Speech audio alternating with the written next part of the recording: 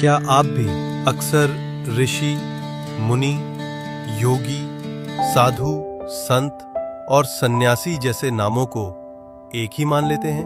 आइए इन्हें गहराई से समझें।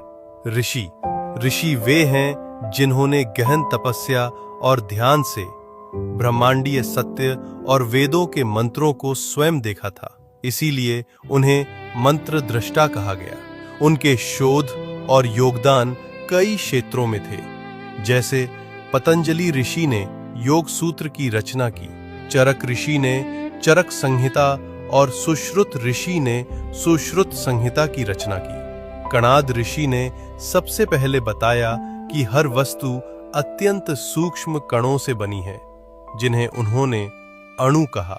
ऋषियों के ज्ञान और तपस्या के स्तर के आधार पर उन्हें 4 प्रमुख प्रकारों में वर्गीकृत किया गया है। राजर्षि, वे राजा जो सांसारिक दायित्वों के बीच रहते हुए भी गहरे आध्यात्मिक ज्ञान और वैराग्य को प्राप्त कर लेते हैं। उदाहरण राजा जनक। महर्षि, वे ऋषि जिन्होंने असाधारण तपस्या और ध्यान से गहन ज्ञान और आध्यात्मिक सिद्धि प्राप्त की। उदाहरण महर्षि व्यास और महर्षि विश्वामित्र। ब्रह्मर्षि, यह ऋषित्व का सर्वोच्च स्तर है, जो ब्रह्म का प्रत्यक्ष साक्षात्कार करने पर प्राप्त होता है। देवर्षि, वे ऋषि जो तीनों लोकों में विचरण कर सकते हैं। उदाहरण देवर्षि नारद।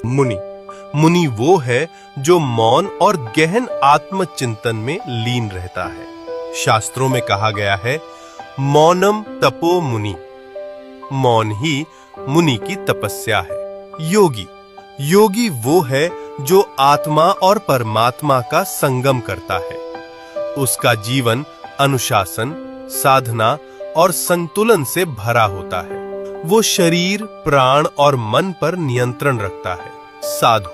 साधु वो है जिसने सांसारिक मोह त्याग कर धर्म, भक्ति और सेवा का मार्ग अपनाया हो।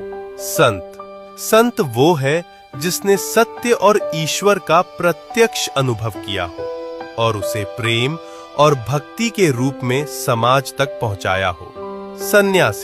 सन्यासी वो है जिसने परिवार, धन और पद सब त्याग दिए हो। वो भिक्षा पर जीवित रहकर तपस्या व साधना में लीन रहते हैं। चाहे मार्ग कोई भी हो, लक्ष्य एक ही है, सत्य का अनुभव और आत्मा का उत्थान।